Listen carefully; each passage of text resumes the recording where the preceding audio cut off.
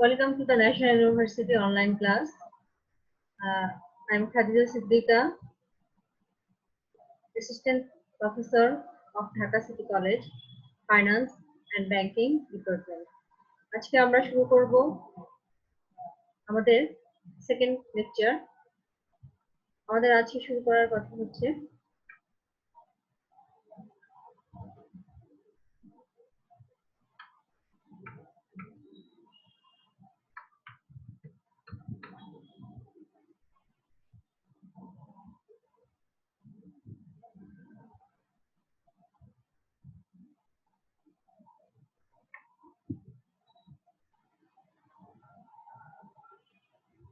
Chapter 3, Overview of Accounting Analysis. আমরা প্রথমে পড়ব যে অ্যাকাউন্টিং বা হিসাব বিজ্ঞান কাকে বলে। Accounting is the process of recording financial transactions pertaining to a business. The accounting process includes summarizing, analyzing, and reporting these transactions to oversight agencies, regulators, and tax collection entities. অর্থাৎ accounting হচ্ছে একটা পদ্ধতি, যে পদ্ধতির মাধ্যমে কোনো একটা প্রতিষ্ঠানের যে ফাইন্যান্সিয়াল বা আর্থিক লেনদেনগুলো হয় সেগুলো লিপিবদ্ধ করা হয় বা রেকর্ড করা হয় পার্মানেন্টলি। এবং এই অ্যাকাউন্টিং প্রসেসের মধ্যে এটাকে ট্রানজেকশন যেগুলো সংঘটিত হয় সেগুলোকে সামারাইজ করা হয়, সংক্ষিপ্ত করা হয়, আলোচনা করা হয় এবং এই ট্রানজেকশন গুলোকে রিপোর্ট করা হয়। এরপর আমরা চলে যাচ্ছি আমাদের পরের টপিকটাতে। আমাদের পরের টপিকটা হচ্ছে অবজেক্টিভস অফ অ্যাকাউন্টিং। এখানে আমরা প্রাইমারিলি চারটা অবজেক্টিভস দেখতে পাচ্ছি। একটা হচ্ছে systematic records of business transaction, দুই নাম্বারটা হচ্ছে অ্যাসারটেইনমেন্ট অফ রেজাল্টস, তিন নাম্বারটা হচ্ছে অ্যাসারটেইনমেন্ট অফ ফাইন্যান্সিয়াল পজিশন এবং চার নাম্বারটা হচ্ছে communicating information to various users. এই চারটা উদ্দেশ্য সাধনে অ্যাকাউন্টিং এর যে আমরা যে বলছি যে অ্যাকাউন্টিং একটা প্রসেস, যে প্রসেসের মাধ্যমে কোনো একটা অর্গানাইজেশনের ফাইন্যান্সিয়াল ট্রানজেকশন গুলো লিপিবদ্ধ করা হয়। এই চারটা মেইনলি এই চারটা উদ্দেশ্য, এবং এই চারটা উদ্দেশ্য সাধনের জন্য বা বিজনেস ট্রানজেকশন গুলো রেকর্ড করার জন্য কি কি পদ্ধতি অবলম্বন করা হয়। প্রথমটা যেটা, সেটা হচ্ছে book keeping, journal, ledger and trial balance. অর্থাৎ জাবেদাকরণ, তারপরে হচ্ছে লেজার এবং ট্রায়াল ব্যালেন্সের মাধ্যমে বিজনেস ট্রানজেকশন গুলো সিস্টেমেটিক ওয়েতে রেকর্ড করা হয়।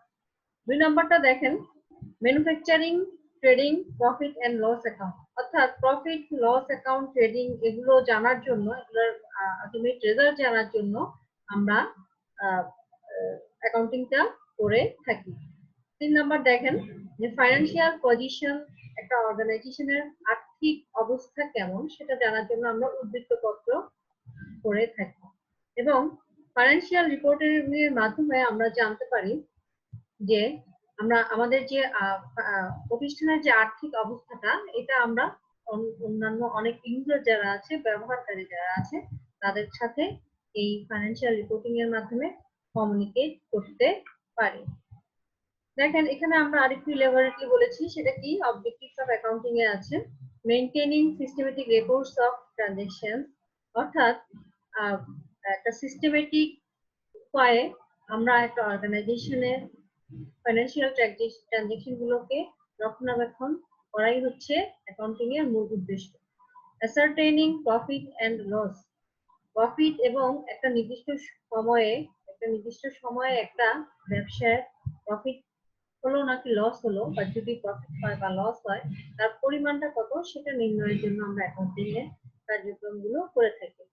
তিন নাম্বার দেখেন, অ্যাসারটেইনিং ফাইন্যান্সিয়াল পজিশন, একটা প্রতিষ্ঠানের আর্থিক অবস্থা জানার জন্য অ্যাকাউন্টিং এর কার্যক্রমগুলো করা হয়। অ্যাসিস্টিং, চার নাম্বার হচ্ছে অ্যাসিস্টিং দ্য ম্যানেজমেন্ট, এই যে ফাইন্যান্সিয়াল রেকর্ড গুলো রাখা হচ্ছে এবং যেটা পরবর্তী কোম্পানির ম্যানেজমেন্টকে তাদের বিভিন্ন ধরনের আর্থিক সিদ্ধান্ত গ্রহণে সহায়তা করে থাকে। কমিউনিকেটিং, 5 নাম্বার হচ্ছে communicating accounting information to user. আমরা জানি যে অ্যাকাউন্টিং এর যে রেকর্ড গুলো রাখা হচ্ছে এগুলো ইউজার শুধু অর্গানাইজেশন না, এগুলোর ইউজার অনেকেই আছে।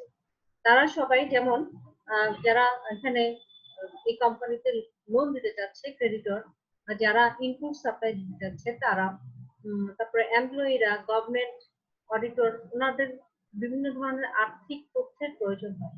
ওনারা তখন সবগুলো ব্যবসায় সংগঠিত সবগুলো লেনদেন ধরে ধরে ওনাদের পক্ষে দেখা সম্ভব না, তখন ওনারা একটা সামারি সামারি বা ইনফরমেশনের একটা সামারি চায়, সেই সামারিটা ওনারা পেয়ে যায় অ্যাকাউন্টিং এর মাধ্যমে। তারপরে হচ্ছে 6 নাম্বার হচ্ছে প্রিভেন্টিং অফ ফ্রডস। এরকম হতেই পারে যে অর্গানাইজেশন গুলো তাদের আর্থিক অবস্থা যদি খারাপ হয়, তারা সেটা ইউজারদের কাছে দেখাতে নাই যেতে পারে, এবং সেক্ষেত্রে তারা যদি কোনো ধরনের কোনো জালিয়াতির আশ্রয় নেয়, তখন তারা যে হিসাবগুলো সংরক্ষণ করে বিভিন্ন বইয়ের মাধ্যমে, সেগুলো অডিটররা চেক করে তারা যদি কোনো ধরনের জালিয়াতি 2 নাম্বারই করতে চায়, সেটা খুব সহজেই ধরা যায় বা বের করা যায়। এরপর আমরা চলে যাব পরের টপিকটাতে। পরের টপিকটা হচ্ছে আমাদের concept of value and role of accounting in creation value. দেখেন, ভ্যালু বলতে আসলে আমরা কি জানি বা কি বুঝি? ভ্যালু এখানে যেটা বলা হচ্ছে, value is the combination of long term beliefs, thought, concept, and perception that unite a specific standard that helps people accepting the right and ignoring the wrong. অর্থাৎ এখানে বলা হচ্ছে যে একটা দীর্ঘমেয়াদী বিশ্বাস, ভাবনা, ধারণা এবং উপলব্ধি সবগুলোর কম্বিনেশনই হচ্ছে ভ্যালু। এবং এই ভ্যালুগুলোর কম্বিনেশনে আমরা কি পাই? একটা স্ট্যান্ডার্ড, একটা নির্দিষ্ট স্ট্যান্ডার্ড বা মানদণ্ড আমাদের সামনে চলে আসে, এবং যেই মানদণ্ডের মাধ্যমে লোকজন আইডেন্টিফাই করতে পারে, শনাক্ত করতে পারে কোনটা ঠিক এবং কোনটা ব্যাঠিক, এবং ব্যাঠিকটা সে কি করতে পারে, ব্যাঠিকটা সে ইগনোর করতে পারে। Accounting helps creating value perception in the following manner. Accounting value ক্রিয়েশনের ক্ষেত্রে অ্যাকাউন্টিং নিম্নোক্ত উপায়ে হেল্প করতে পারে বা সহায়তা করে থাকে। 1 নাম্বার দেখেন, exhibit of honesty and responsibility. If accounting methods are allowed properly while keeping accounts, corruption, fraud, and misappropriation of assets could be kept under control, thus ensuring clarity in keeping accounts. অর্থাৎ accounting এর মাধ্যমে একটা অর্গানাইজেশনের সততা এবং দায়িত্বটা খুব সহজেই প্রকাশ পেতে পারে। তারপরে 2 নাম্বারটা দেখেন, debt payment consciousness. Accounting plays a vital role in removing the mentality of becoming a defaulter of loan repayment. Therefore, it instills value perception of not becoming a defaulter. প্রথমে আসেন যে ডিফল্টার কি? ডিফল্টার হচ্ছে যখন ঋণ গ্রহীতা ঋণ নিয়ে তাদেরকে ঋণ পরিশোধ করতে পারে না, সেটাকে বলা হয় ডিফল্টার। এখন অ্যাকাউন্টিং এর মাধ্যমে ডেট রিপেমেন্ট কনসিয়াসনেসটাও ক্রিয়েট হয়, কারণ আমরা একটা অর্গানাইজেশনের ফাইন্যান্সিয়াল স্টেটমেন্ট গুলো দেখলে খুব সহজেই বোঝা যায় যে তাদের আর্থিক অবস্থা কেমন, এবং সেটা দেখে বোঝা যায় যে সে কি আদৌ আসলে সে যে লোন পরিশোধ করছে না, সে কি আদৌ ইচ্ছাকৃতভাবে করছে না, নাকি তার সামর্থ্য নাই। এই কাজেই যেহেতু ফাইন্যান্সিয়াল স্টেটমেন্টে এই জিনিসগুলো খুব সহজে প্রকাশ পেয়ে যায়, এবং তাদের লোন ডিফল্টার হওয়ার সুযোগটা অনেকাংশে কমে আসে। 3 নাম্বার দেখেন, creating religious sense of value. Proper use of God-gifted resources and reducing unnecessary cost are part of religious value. If accounts are kept properly, the concept of cut your coat according to your cloth can be hence practiced in both individual as well as institutional life. অর্থাৎ যেটা বলা হচ্ছে যে আয় বুঝে ব্যয় করা যে কনসেপ্টটা, এটা আমরা অ্যাকাউন্টিং এর মাধ্যমে এটা যেহেতু প্রকাশ পেয়ে যায় যে আমাদের আয় কেমন এবং ব্যয় কেমন একটা অর্গানাইজেশনের, তাহলে খুব সহজেই আমরা আমাদের যে ধর্মীয় যে ভ্যালু ক্রিয়েশনের যে ধর্মীয় নীতিটা আছে সেটা আমরা খুব সহজেই বুঝতে পারি। 4 নাম্বার দেখেন, responsibility towards society and state. The main sources of income of government are VAT, customs, excise, and income tax, etc. By utilizing the concept of accounting, accounts are recorded properly, hence the dodging of tax pay tendency reduces. অর্থাৎ accounting এর যে হিসাব নিকাশগুলো রাখা হয় এই কারণে যে কেউ যদি ট্যাক্স পে করতে না চায়, তার যতটুকু তার আয়ের উপর যতটুকু ট্যাক্স এসেছে সে যদি ততটুকু দিতে না চায় সেটা সে করতে পারে না, কারণ ট্যাক্স অথরিটি খুব সহজেই তাহলে কি করতে পারে, বের করে ফেলতে পারে যে তার আসলে ইনকাম ট্যাক্স কতটুকু হয়েছে এবং সে কতটুকু দিতে চাচ্ছে। অর্থাৎ প্রত্যেকটা অর্গানাইজেশনের সোসাইটি এবং স্টেটের প্রতি যে দায়িত্বটা পালন করতে হয় সেটা যদি কেউ করতে না চায় তাহলে এই যে অ্যাকাউন্টিং এর যে হিসাব বইগুলো আছে সেগুলো পর্যালোচনা করেই বোঝা যায় যে তারা আসলে ট্যাক্স দিতে চাচ্ছে কি চাচ্ছে না, বা তাদের ট্যাক্সের পরিমাণটা কতটুকু। 5. Prevent fraud and perjury. If proper accounts are kept, the chances of fraud and perjury among the officers and the staff reduces at a substantial amount. অর্থাৎ হিসাব সমূহ যদি ঠিক মতো সংরক্ষণ করা হয় তাহলে কোনো ধরনের জালিয়াতি বা দুই নাম্বারি করার যে প্রবণতাটা থাকে অফিসের স্টাফদের বা অফিসারদের সেটা অনেকাংশেই কমে যায়। As such, they become cautious of misappropriation of frauds and reduce anomalies. এরপর আমরা চলে যাব nature or scope of accounting. Nature and scope of accounting এ আমরা প্রথমটা দেখতে পাচ্ছি, দেখেন, ডিলস উইথ ফাইন্যান্সিয়াল ট্রানজাকশন। অর্থাৎ যে প্রকৃতি বা হিসাব রক্ষণের ক্ষেত্রটা কি, প্রকৃতি বা হিসাব রক্ষণের ক্ষেত্রটা প্রথমটাই হচ্ছে যে একটা অর্গানাইজেশনে যে ফাইন্যান্সিয়াল ট্রানজাকশন গুলো হবে সেগুলোকে কি করা, সেগুলোকে রেকর্ড করা। দেখেন, deals with financial transaction. Accounting is a process deals only with those transactions which are measurable in terms of money. এখানে যেটা বলা হচ্ছে যে আমরা জানি যে একটা উদ্ধৃতি পড়েছি যে সকল ঘটনাই লেনদেন নয়, আবার সকল লেনদেনই ঘটনা, এরকম একটা ব্যাপার করেছি যেখানে বলা হচ্ছে যে লেনদেন আমরা শুধুমাত্র সেই ঘটনাগুলোকে বলতে পারবো যে ঘটনাগুলোর সাথে অর্থ সম্পর্কিত। অর্থাৎ কেউ একজন ফরমাইশ প্রদান করেছে আমার কাছে বা অর্গানাইজেশনে যে আমি এটা কিনতে চাই, এটা কিন্তু লেনদেন না, এটাকে আমরা লেনদেন বলতে পারবো না। যখনই শুধুমাত্র আমরা তার ফরমাইশ অনুযায়ী তাকে প্রোডাক্টটা পাঠাবো তখন সেটাকে আমরা বলতে পারবো transaction. Anything which cannot be expressed in monetary terms does not form part of financial accounting, however significant it is. যেটা বলেছি যে যখন এটা অর্থের মূল্যে পরিমাপযোগ্য শুধুমাত্র তখনই সেটাকে আমরা ট্রানজাকশন বলতে পারবো, আদারওয়াইজ এটা একটা ইভেন্ট, এটা ট্রানজাকশন না এবং এটা লেনদেন না, এবং এটাকে আমরা অ্যাকাউন্টিং এ বা হিসাব রক্ষণে অন্তর্ভুক্ত করতে পারবো। 2 number, recording of information. Accounting is an art of recording financial transactions of a business concern. অর্থাৎ একটা ব্যবসা প্রতিষ্ঠানের যে ফাইন্যান্সিয়াল লেনদেনগুলো বা আর্থিক লেনদেনগুলো হবে সেগুলো রেকর্ড করাটাই হচ্ছে accounting. Therefore, the information is recorded in a set of books called journal and other subsidiary books. It is also referred as historical form of accounting.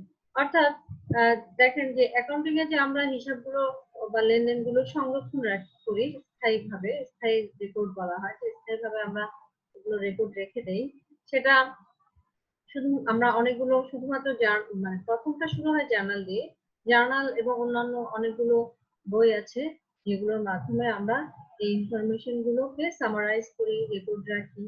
3 number দেখেন, classification of data. The recorded data is arranged in a manner so as to group the transactions of similar nature at one place so that full information of these items may be collected under different heads. This is done in the book called ledger. অর্থাৎ আমরা যে financial transaction গুলো জার্নালের মাধ্যমে record করি বা লিপিবদ্ধ করি, এগুলোকেই আমরা আবার এক একটা হেডের মাধ্যমে, এক একটা আইটেমের মাধ্যমে প্রকাশ করতে পারি লেজারের সাহায্যে বা খুতিয়ানের সাহায্যে। 4 নাম্বার স্কোপটা বা নেচারটা আমরা দেখতে পাচ্ছি, সেটা হচ্ছে summarise. The classified information of the trial balance is used to prepare profit and loss account. Profit and loss account. অর্থাৎ শ্রেণীভুক্তকরণ, শ্রেণীভুক্ত যে ইনফরমেশন গুলোকে আমরা শ্রেণীভুক্ত করেছি, এগুলো আমরা প্রফিট এন্ড লস অ্যাকাউন্ট বা ব্যালেন্স শিট করতে পারি। কিভাবে? লেজারকে যখন আমরা ট্রায়াল ব্যালেন্সের মাধ্যমে প্রকাশ করি। এবং এই যে আমরা প্রফিট এন্ড লস অ্যাকাউন্ট করছি এবং ব্যালেন্স শিট বের করছি, এই ইনফরমেশন গুলো আমাদের ইউজাররা এতে করে খুব সহজেই ব্যবহার করতে পারে। The final accounts are prepared to find out operational efficiency and financial strength of the business. আমরা যে উদ্বৃত্ত পত্রটা বের করি, সেটার মাধ্যমে একটা অর্গানাইজেশনের অপারেশনাল এফিসিয়েন্সি বা পরিচালনাগত দক্ষতা এবং তাদের আর্থিক শক্তি বা আর্থিকভাবে তারা কতটুকু শক্তিশালী সেটা আমরা জানতে পারি। Analyzing. It is the process of establishing the relationship between the items of the profit and loss account and the balance sheet. Analysis এর মাধ্যমে আমরা যে ব্যালেন্স শিটের যে আইটেম গুলো আছে এবং প্রফিট এন্ড লস অ্যাকাউন্টের যে আইটেম গুলো আছে, এগুলোর মধ্যেকার আমরা একটা রিলেশনশিপ করতে পারি, যেটা আমরা করে থাকি রেশিও অ্যানালাইসিস এর মাধ্যমে। Interpreting the financial information. It is concerned with explaining the meaning and significance of the relationship established by the analysis. অর্থাৎ আমরা যে রেশিও গুলো করি বা যে অ্যানালাইসিস গুলো ব্যালেন্স শিট এবং প্রফিট এন্ড লস অ্যাকাউন্টের আইটেমের মধ্যে করে থাকি, সেগুলো ইন্টারপ্রেট করতে পারি এবং সেগুলো ইন্টারপ্রিটেশনের মাধ্যমেই ইউজাররা উপকৃত হয়ে থাকে। Communicating the results. এরপরে the profitability and financial position of the business as interpreted above are communicated to the interested parties at regular intervals so as to assist them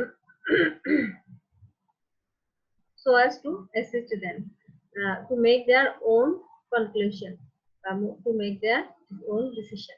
অর্থাৎ এই যে আমরা যে এত কিছু করলাম, যে এত একটা অর্গানাইজেশনের যে কত টাকা লাভ করেছে একটা নির্দিষ্ট সময়ে এবং তাদের আর্থিক অবস্থাটা কেমন, সেগুলো আমরা যে হিসাব রক্ষণের মাধ্যমে প্রত্যেকটা স্টেপের মাধ্যমে যে আমরা ফাইনালি যে একটা পিকচার পেলাম একটা অর্গানাইজেশনের, সেটা আমরা ইন্টারেস্টেড পার্টি যারা আছে এই তথ্যগুলো পেতে যারা আগ্রহী এবং এটার সাথে যারা সম্পৃক্ত, তাদের সবাইকে আমরা এই তথ্যগুলো অ্যাকাউন্টিং এর মাধ্যমে খুব সহজেই দিতে পারি এবং এতে করে তারা তাদের যে নিজস্ব যে মতামত আছে, নিজস্ব যে সিদ্ধান্তগুলো আছে, এটা খুব সহজেই নিতে পারে। পরের টপিকটা হচ্ছে দেখেন, role of accounting in creation accountability. প্রথমটা দেখেন, develops and manages the agreed financial strategy to ensure the maintenance, growth and secure financial future. অর্থাৎ যে ফাইন্যান্সিয়াল স্ট্র্যাটেজি যেগুলো আছে সেগুলোকে উন্নত করতে হবে, ম্যানেজ করতে হবে, যাতে করে অর্গানাইজেশনের গ্রোথ হয়, অর্গানাইজেশনটা সুন্দরভাবে ম্যানেজ করতে পারে, মেনটেন করা যায় এবং আর্থিক মানে ভবিষ্যতে আর্থিক যে অবস্থা থাকবে সেটা যাতে সিকিউর হয়। পারফর্ম স্টুয়ার্ডশিপ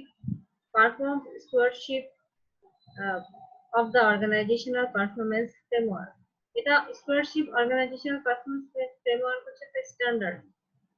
যে স্টুয়ার্ডশিপ পারফরম্যান্স ফ্রেমওয়ার্কের আন্ডারে কিছু গাইডলাইন দেওয়া আছে, সেটা ফলো করে পারফর্ম করতে হয়। Aligning key performance indicates to outcomes and reporting on. 3 number দেখেন, instigates and implements the agreed initiatives to achieve cost control and bottom line or surplus enhancement. অর্থাৎ আমরা যে ইনিশিয়েটিভ গুলো গ্রহণ করেছি সেগুলোকে প্রয়োগ করতে হবে যাতে করে আমরা ব্যয় নিয়ন্ত্রণ করতে পারি।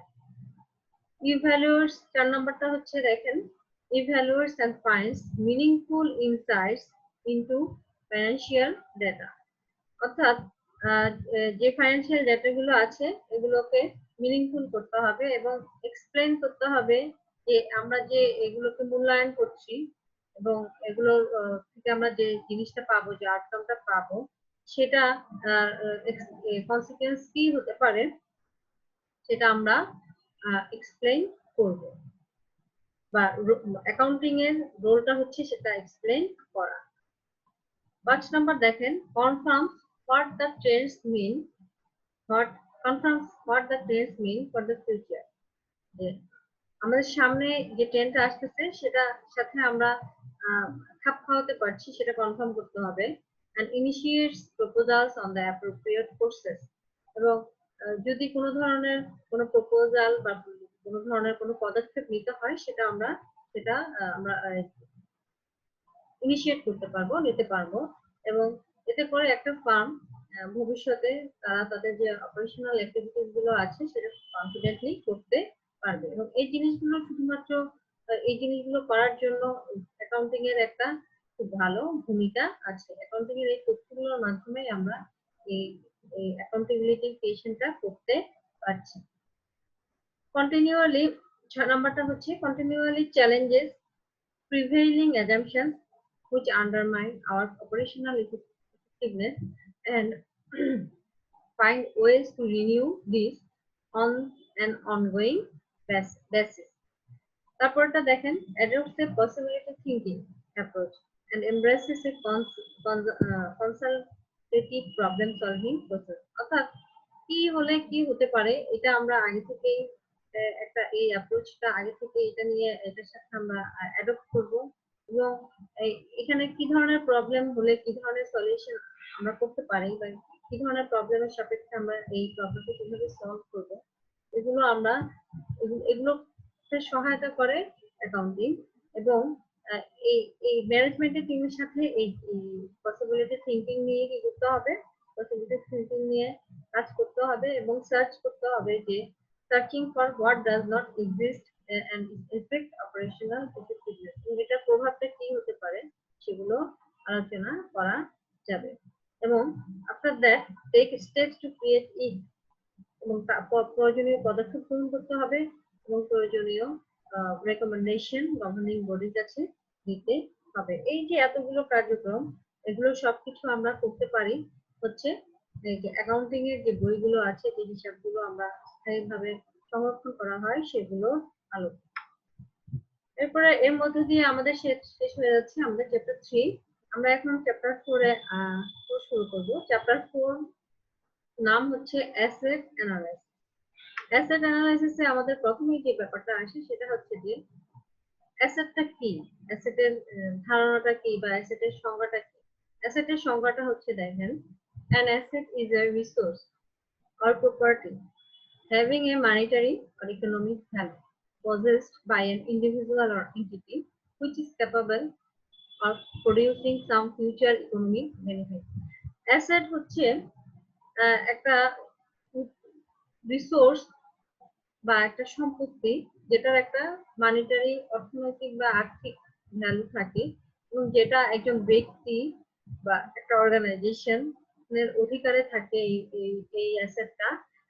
এবং যে রিসোর্সটা বা অ্যাসেটটা ইউজ করে সে কিছু প্রোডাক্ট প্রডিউস করতে পারে, কিছু ফাইন্যান্সিয়াল বা ইকোনমিক আর্থিক বেনিফিটের প্রত্যাশায় সে কিছু প্রোডাক্ট প্রডিউস করতে পারে।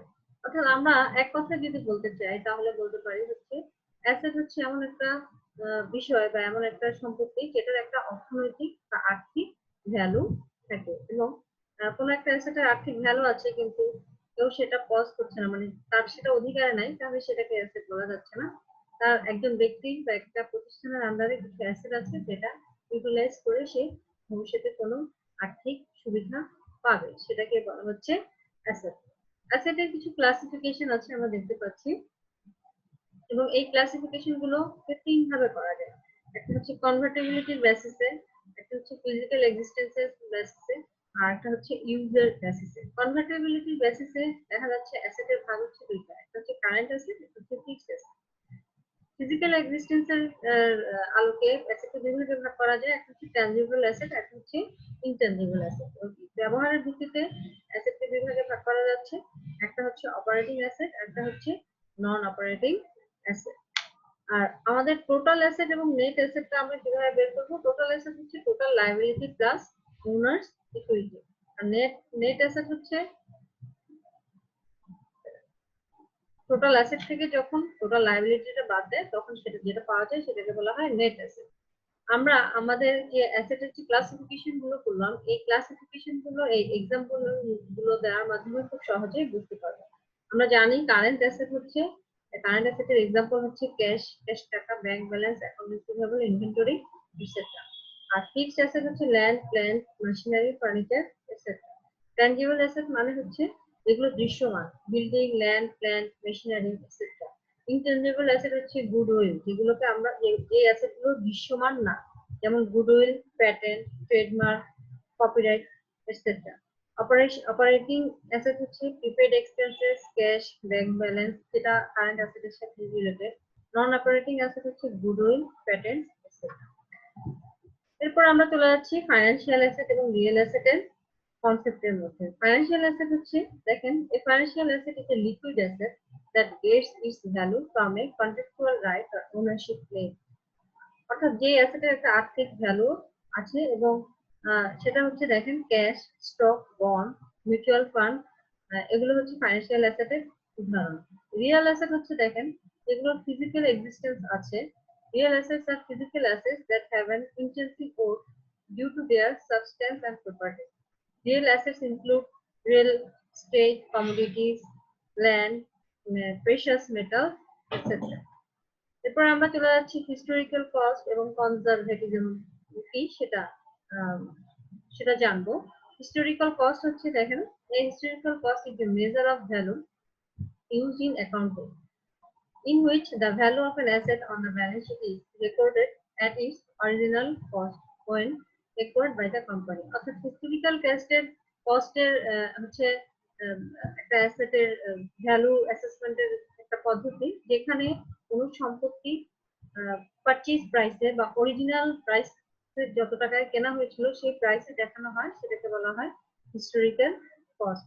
কনজারভেটিজম দেখেন, এটা হচ্ছে একটা আইডিয়া অ্যাকাউন্টিং এর। দেখেন, the idea of conservatism suggests that a business should anticipate and report future losses rather than future gains. অর্থাৎ আমরা বেশি বেশি মুনাফা না দেখিয়ে লসটাই দেখাবো, যাতে করে ভবিষ্যতে কি হয়, ভবিষ্যতে যাতে লস হলেও যাতে কোনো ক্ষতির সম্মুখীন বা কম ক্ষতির সম্মুখীন হতে হয়। This could mean minimizing profits by reporting estimated expenses or losses and not recording the estimated gains or revenues. অর্থাৎ রক্ষণশীলতার নীতি যেটা আছে সেটা যখন ফলো করছে সেটাকে বলা হচ্ছে কনজারভেটিজম।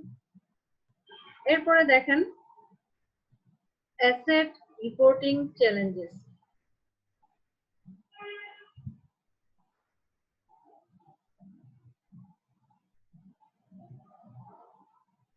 অ্যাসেট রিপোর্টিং চ্যালেঞ্জেস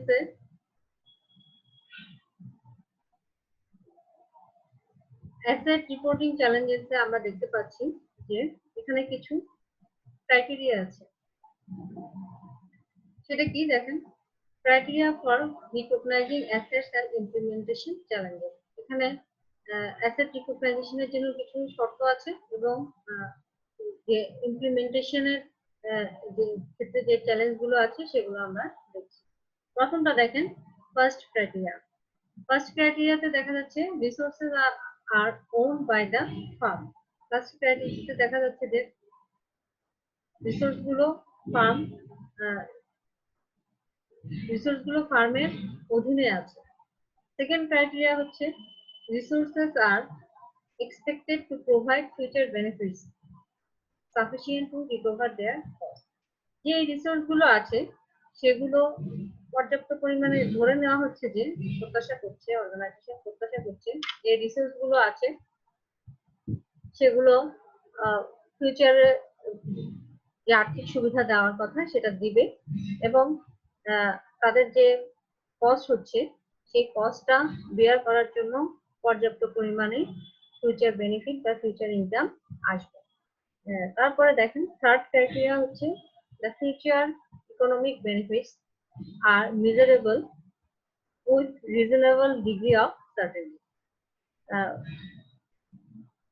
তিন নম্বর ক্রাইটেরিয়াটা বলছে যে কোম্পানি যে প্রত্যাশা করছে ফিউচার বেনিফিট আসবে, সেটা হচ্ছে সেটা মোটামুটি একটা নিশ্চিত, তারা নিশ্চিত যে এটাই তারা যে মেজার করেছে যে এই পরিমাণ ফিউচার বেনিফিট বা ফিউচার ইনকাম তাদের আসবে, সেটা নিশ্চয়তাটা মোটামুটি তারা নিশ্চিত যে তাদের কস্ট বিয়ারের জন্য যে ইনকামটা আসার কথা সেই পরিমাণ অর্থ তাদের আসবে এবং এটার ব্যাপারে তারা মোটামুটি নিশ্চিত। এরপরে দেখেন এই তিনটা বেসিসে, যে ফার্স্ট ক্রাইটেরিয়া, সেকেন্ড ক্রাইটেরিয়া এবং থার্ড ক্রাইটেরিয়া, এই তিনটা বেসিসে তারা একটা অ্যাসেটকে রিপোর্ট করে থাকে। যখন একটা অ্যাসেটকে রিপোর্ট করে তারা তখন তিনটা ক্রাইটেরিয়া ফলো করে। একটা হচ্ছে তারা ওই অ্যাসেটটা তাদের মালিকানাধীন আছে, এবং দ্বিতীয় ক্রাইটেরিয়া তারা চিন্তা করে যে ওই অ্যাসেট থেকে যে ফিউচার বেনিফিটটা আসবে সেটা তাদের কোম্পানির যে কস্ট আছে সেটা বেয়ার করার জন্য পর্যাপ্ত পরিমাণে আছে। এবং থার্ড যেটা থার্ড ক্রাইটেরিয়া যেটা, সেটা হচ্ছে যে তারা চিন্তা করছে তারা যে পরিমাণ ফিউচার ইকোনমিক বেনিফিট পাবে বলে আশা করছে সেটা মোটামুটি তাদের মোটামুটি ভাবে তারা নিশ্চিত যে এটা তাদের, তারা সার্টেন যে এই পরিমাণ ইনকামটা তারা করতে পারবে। এরপরে দেখেন চ্যালেঞ্জিং ট্রানজেকশন। এখন তারা তো একটা অ্যাসেট রিপোর্ট করার সময় এই তিনটা ক্রাইটেরিয়া বেসিসে রিপোর্ট করেছে, এবং তাদের সামনে তাহলে কি কি চ্যালেঞ্জ আছে। এই চ্যালেঞ্জিং ট্রানজেকশন গুলো প্রথম নম্বরটা দেখেন, ownership of the resource is uncertain. অর্থাৎ তারা যে ধরেই নিচ্ছে যে তারা এই রিসোর্সটা মালিকানাধীন, তাদের এই রিসোর্সটা তাদের মালিকানাধীন, এই অ্যাসেটটা তাদের মালিকানাধীন, এটা সবসময় তারা আসলে সার্টেনলি বলতে পারবে না যে না আমরা নিশ্চিত যে এটা এই রিসোর্সের মালিকানা আমরা সবসময় পাবো। এটা তাদের জন্য একটা চ্যালেঞ্জ। 2 নাম্বার দেখেন, future benefits from outlets are uncertain or difficult to measure। অর্থাৎ তারা যে দ্বিতীয় ক্রাইটেরিয়াতে ধরে নিচ্ছে যে তারা তাদের এই অ্যাসেটটা থেকে যে পরিমাণ ফিউচার বেনিফিট তারা পাবে সেটা তারা যে ধরে নিচ্ছে সেটা যে সবসময় হবে বা সেটা মেজার করা যে আমি আমি 1 লক্ষ টাকার একটা অ্যাসেট কিনলাম, সেই অ্যাসেট থেকে যে আমার বেনিফিটটা আসার কথা, ফাইন্যান্সিয়াল বেনিফিটটা যে আসার কথা, তা আমি এখনই নিশ্চিত ভাবে বলতে পারি না যে এই 1 লক্ষ টাকা বিনিয়োগ করে আমি 1,20,000 টাকা পাবো, বেনিফিট পাবো, বা আমি যে মেজার করবো যে আমি এই বাড়তি 20,000 টাকা পাবো, সেটাও কোনো কোনো ক্ষেত্রে ডিফিকাল্ট হয়ে যায়। দেখা যায় যে আমরা চিন্তা করি একরকম, ইকোনমিক বা অনেকগুলো ফ্যাক্টর থাকতে পারে, যে ফ্যাক্টর গুলোর কারণে মার্কেট ফ্যাক্টর থাকতে পারে, ইন্টারনাল কিছু ফ্যাক্টর থাকতে পারে, যে ফ্যাক্টর গুলোর কারণে আমরা যে মেজার করি, যে আমরা যে পূর্বে অনুমান করে থাকি সেটা নাও হতে পারে। 3 নাম্বার হচ্ছে রিসোর্সেস ভ্যালু হ্যাভ চেঞ্জ। অর্থাৎ আমরা যে অ্যাসেটটা যে ভ্যালুয়েশন করেছি, যে রিসোর্সের যে ভ্যালুয়েশন করেছি, এটা চেঞ্জও হতে পারে। যে আমরা যে চিন্তা করছি যে আমাদের 1 লক্ষ টাকার আমরা এবছরে 1 লক্ষ টাকার একটা অ্যাসেট কিনলাম, বছর শেষে যে সেটার মূল্য 1 লক্ষ থাকবে, সেটা যে বাড়বে সেটাই ধরে নিচ্ছে, সেটা যে কমে যাবে না সেটা কিন্তু কোনো নিশ্চয়তা নাই। যদিও আমরা এসব ধরেই এই ক্রাইটেরিয়া গুলোর আলোকে আমরা বিজনেস করি বা বিজনেস করতে হয়, তারপরেও কিছু চ্যালেঞ্জ থাকে এই ট্রানজেকশন সম্পর্কিত, সেগুলো হচ্ছে এগুলো। এখন আমরা আমাদের আগের লেকচারে কিছু জিনিস আবার একটু করছি। যেমন দেখেন যে হিস্টোরিক্যাল কস্টের ক্ষেত্রে যেটা দেখা যাচ্ছে যে হিস্টোরিক্যাল কস্টের ক্ষেত্রে এটা হচ্ছে এখান থেকে বিভিন্ন ধরনের প্রিন্সিপাল, হিস্টোরিক্যাল কস্ট এবং কনজারভেটিজম। এখানে হিস্টোরিক্যাল কস্টে আমরা আগেই পড়েছি, হিস্টোরিক্যাল কস্টে দেখানো হচ্ছে যে অরিজিনাল কস্টে ব্যালেন্স শিটে অ্যাসেট গুলো রেকর্ড করা হয়। ঠিক আছে, আমরা বুক ভ্যালুতে এগুলো রেকর্ড করা হচ্ছে। এবং দেখেন the historical cost method is use for fixed asset. এই হিস্টোরিক্যাল মেথডটা বা হিস্টোরিক্যাল কস্টটা ইউজ করা হচ্ছে শুধুমাত্র ফিক্সড অ্যাসেটের ক্ষেত্রে, এবং এটা হচ্ছে কোথায় United states under generally accepted accounting principles. অর্থাৎ গ্যাপ অনুসারে এই হিস্টোরিক্যাল কস্টটা রেকর্ড করা হচ্ছে। কনজারভেটিজমে দেখেন এখানে যেটা বলা হচ্ছে, কনজারভেটিজমে যে আমরা conservatism according to conservatism principal এখানে যেটা বলা হয় সেটা হচ্ছে যে আমরা আমাদের কোম্পানি ভবিষ্যতে সবসময় প্রফিট করবে এই জিনিসটা না দেখিয়ে আমরা একটু কনজারভেটিভ ওয়েতে যাব, অর্থাৎ আমরা এমন একটা ওয়েতে যাব যেখানে আমরা ধরে নিব যে আমাদের প্রফিট হচ্ছে, প্রফিট হবে, এই জিনিসটার চাইতে আমরা আমাদের লস হতে পারে এই জিনিসটাতে আমরা হাইলাইট বেশি যখন করা হয় সেটাকে বলা হয় কনজারভেটিভ অ্যাপ্রোচ বা কনজারভেটিভ প্রিন্সিপাল। দেখেন এখানে কি লেখা আছে, the idea of conservatism suggest that a business should anticipate মানে ধরে নেয় এবং রেকর্ড করে যে তাদের ভবিষ্যতে লাভের চেয়ে ভবিষ্যতে তাদের লস হওয়ার সম্ভাবনাটা বেশি। মানে কনজারভেটিজম অ্যাপ্রোচ অনুযায়ী সেটা সাজেস্ট করে যে আপনারা একটা অর্গানাইজেশনকে আপনারা ভবিষ্যতে গেইনের পরিবর্তে ভবিষ্যতে লস হবে বা ক্ষতি হবে এটাতেই আপনারা বেশি হাইলাইট করবেন। এটার মানে কি? এটার মানে দেখেন, this could mean minimizing profits by recording estimated expenses or losses. এর ফলে যেটা হয় যে আমাদের প্রফিটটাকে মিনিমাম দেখানো হয়, যে ভবিষ্যতে যে খরচগুলো হবে বা যদি ক্ষতি হয় সেগুলোর রেকর্ডের ফলে আমাদের অর্গানাইজেশনের প্রফিটটাকে সর্বনিম্ন দেখানো হয় এবং not recording the estimated gains or revenue, এবং রেকর্ড করা হয় না যে ভবিষ্যতে গেইন বা আয়ের পরিমাণটা অনেক বেশি হবে। এর মধ্যে দিয়ে শেষ হয়ে গেল আজকে আমাদের দ্বিতীয় ক্লাস। আপনাদের সবাইকে ধন্যবাদ আমার সাথে থাকার জন্য। আশা করছি আপনারা লেকচারটা ভালোভাবে বুঝতে পেরেছেন। আমরা এরপরে আমাদের চ্যাপ্টার শুরু হবে চ্যাপ্টার 5, এবং চ্যাপ্টার 5 এ সেখানে কিছু থিওরি আছে প্রথমে এবং কিছু ম্যাথ আছে। আমরা আশা করি নেক্সট ক্লাসে আপনাদের সাথে আমার আবার দেখা হবে। সেই পর্যন্ত ভালো থাকুন, সুস্থ থাকুন। আল্লাহ হাফেজ।